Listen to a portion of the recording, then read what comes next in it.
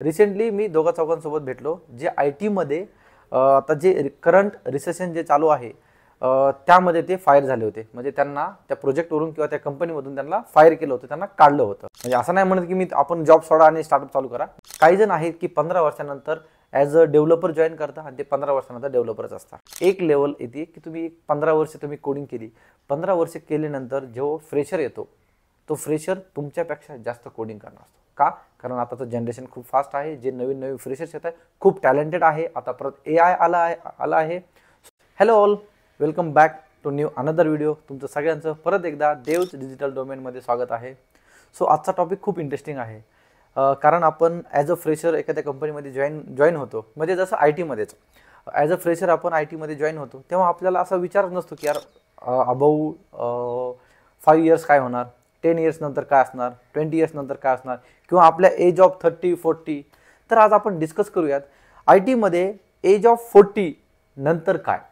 आपल्याला company fire करते, आपल्याला टेक्नॉलॉजी येत नाही, किंवा आपण जॉब सोडतो, किंवा आपल्याला फायर केलं जातं, किंवा आपल्यासोबत काय केलं जातं, किंवा काय होतं ते पण आज आपण डिस्कस करूयात. रिसेंटली मी दोघा चौघांसोबत भेटलो जे आय टीमध्ये आता जे करंट रिसेशन जे चालू आहे त्यामध्ये ते फायर झाले होते. म्हणजे त्यांना त्या प्रोजेक्टवरून किंवा त्या कंपनीमधून त्यांना फायर केलं होतं, त्यांना काढलं होतं. का? कारण रिसेशन आहे. भरपूर कंपन्यांनी त्यांना, म्हणजे खूप सारे आपण मार्केटमध्ये बघतो की सध्या पण तसं रिसेशन चालू आहे आणि त्या लोकांना काढलं. त्यांना जेव्हा काढलं, त्यांना जेव्हा त्या कंपनीने फायर केलं, ते 4 ते 5 जण मिळून त्यांनी स्टार्टअप चालू केलं. म्हणजे असं नाही म्हणत की आपण जॉब सोडा आणि स्टार्टअप चालू करा, बट मी सांगतोय अरे तुमच्याकडे एवढे स्किल्स आहेत, तुमच्याकडे नॉलेज आहे, तुम्ही ते करू शकता. तुम्ही ज्या ज्या कंपनीमध्ये 5-5, 10-10 वर्ष काढलं, त्या कंपनी तुम्हाला रिसेशनमध्ये काढलं, तेव्हा तुम्हाला जाग आली आणि तेव्हा तुम्ही टेक्नॉलॉजी लर्न केली, मॅनेजमेंटच्या स्किल शिकल्या, नवीन नवीन प्रोजेक्ट घेतले आणि तुम्ही स्टार्टअप चालू केले. म्हणजे काय, जोपर्यंत आपल्याला कुणी आपल्या म्हणजे म्हणतो ना आपण की आपल्याला दाबणार नाही किंवा कुणी आपल्याला असं फायर करणार नाही किंवा हे नाही करत, तेव्हा आपण विचार करतो की आता आपलं नंतर काय. ओके, तसंच आहे. सेम एक्झाम्पल मी ते का घेतलं, कारण एज ऑफ 40 नंतर आपलं काय होणार आहे. एज ऑफ 40 म्हणजे आपलं एज 40 असेल, आय टीमध्ये जर समजा काम करत असाल आणि ॲज अ तुम्ही 25ला तुमचं करिअर स्टार्ट केलं असेल, ह्या 15 वर्षात तुम्ही काय करणार, ह्या 15 वर्षानंतर तुम्ही काय व्हायला पाहिजे. ओके, काही जण आहेत की 15 वर्षानंतर ॲज अ डेव्हलपर जॉईन करता आणि ते 15 वर्षानंतर डेव्हलपरच असतात. ओके, काही मी आय टीच्या पोझिशन सांगतो. एज ऑफ 25ला तुम्ही जर जॉईनिंग केलं असेल, ॲज अ तुम्ही ज्युनियर डेव्हलपर असता. ओके, किंवा ज्युनियर तुम्ही टेस्टर असता. माइट बी तुम्ही 3-4 वर्षानंतर 3-4 इयर नंतर तुम्ही काय होता, सिनियर डेव्हलपर, सिनियर टेस्टर होता. 7 to 8 इयर्स, 10 इयर्स मॅक्स तुम्हाला काय व्हायला पाहिजे की टीम लीड, मॅनेजर्स हे इथपर्यंत तुम्ही जायला पाहिजे. फक्त कोडिंग डेव्हलपर किंवा काही तुम्हाला जे काय बग फिक्स करायचे, कोडिंग करायचे, तेवढंच करायचं ते नाही, तुम्हाला त्याच्यासोबत मॅनेजमेंटचे स्किल्स पण शिकायचे. ओके, एक लेवल येते की तुम्ही 15 वर्ष तुम्ही कोडिंग केली, 15 वर्ष केल्यानंतर जो फ्रेशर येतो तो फ्रेशर तुमच्यापेक्षा जास्त कोडिंग करणार असतो. का? कारण आताचं जनरेशन खूप फास्ट आहे. जे नवीन नवीन फ्रेशर्स येत आहे खूप टॅलेंटेड आहे. आता परत AI आला आहे. सो AIच्या हेल्पनी प्रोजेक्ट खूप इझी होत आहे. ते परत अजून टेक्नॉलॉजी खूप अपग्रेड होती आणि तसे आपण अपग्रेड होत नाही. कारण 9 to 5 आपलं काम झाल्यानंतर आपल्याला वर्कलोड एवढा असतो की आपण त्या वर्कलोडच्या व्यतिरिक्त काही करत नाही आणि आपण अपग्रेड कसं होणार. ओके, जर तुम्हाला आय टीमध्ये जर टिकून राहायचं असेल तर कुठल्याच एका फील्डवरती कंटिन्यू काम करू नका.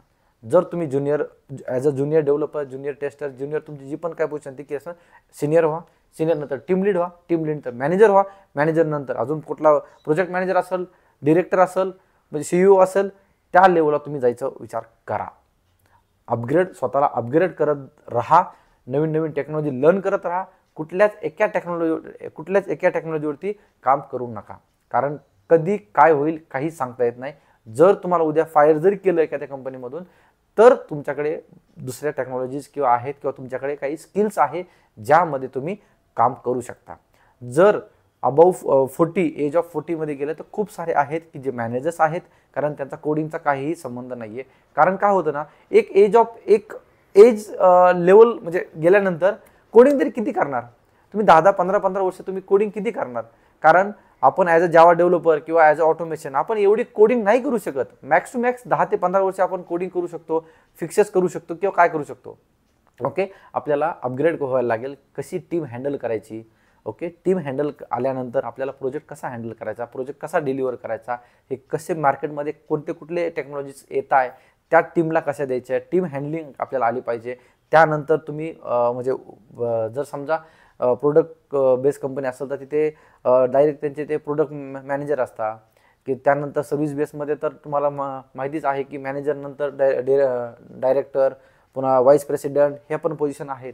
त्या पण पोझिशनला तुम्ही तेवढं तुमचं एम ठेवलं पाहिजे.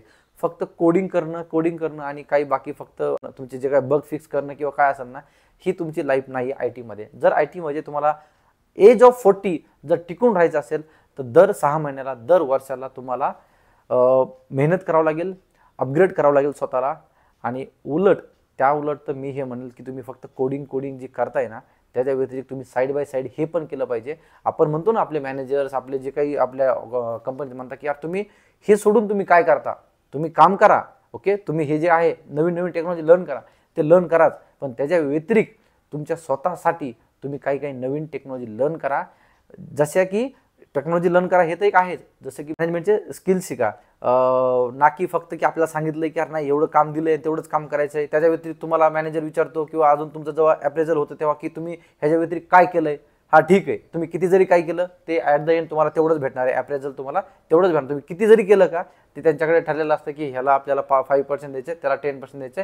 सो त्यावरती जास्त फोकस करायचा नाही तुम्हाला की आपल्याला किती भेटणार आहे आणि काय भेटणार आहे. तुम्ही हे स्वतःला अपग्रेड करा, स्वतःला अपग्रेड करा की अरे आता मी ज्युनियर आहे, मला सिनियर कसं व्हायचं आहे, मी सिनियर आहे, मला टीम लीड कसं व्हायचं आहे, मी टीम लीड आहे, मग मला मॅनेजरची ऑपॉर्च्युनिटी भेटेल का. मॅनेजरची ऑपॉर्च्युनिटी जर मॅनेजर असेल तर त्यांनी त्याच्या वरचा विचार केला पाहिजे. प्रोजेक्ट मॅनेजर, अजून त्यानंतर हेड, व्हाईस प्रेसिडेंट, CEO, हे डायरेक्टर, ह्या पोझिशन पण आहेत कंपनीजमध्ये. ह्यामध्ये पण तुम्ही त्याला अप्रोच केला पाहिजे, यामध्ये पण तुम्ही जायचा विचार केला पाहिजे. ज्या कंपनीमध्ये अशा ऑपॉर्च्युनिटी भेटत नाहीत ती कंपनी तुम्ही लिव्ह केली तरी पण चालेल. कारण तुम्ही 10-10, 15-15, 20-20 वर्ष फक्त कोडिंग करणार नाहीत. डेव्हलपर असेल तर कोडिंग करणार, टेस्टर असेल तर तेच मॅन्युअल टेस्टिंग, तेच एक्झिक्युशन आणि तेच तुमचं टेस्टिंग चालू राहणार. हे असं होत नाही आहे. जर तुम्ही असं कराल तर तुम्हाला नक्कीच एज ऑफ 40 नंतर तुम्हाला फायर केलं जाईल.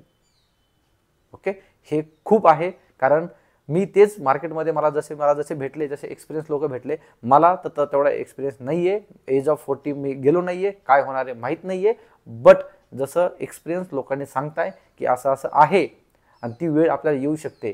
सो ते आपल्याला आत्तापासूनच करायला लागेल, तरच आपण एज ऑफ 40 नंतर आपण आय टीमध्ये सर्वाईव्ह करू शकू आणि ते पण व्यवस्थित. ओके, एज ऑफ 40ला आपण कोडिंग करू शकत नाही.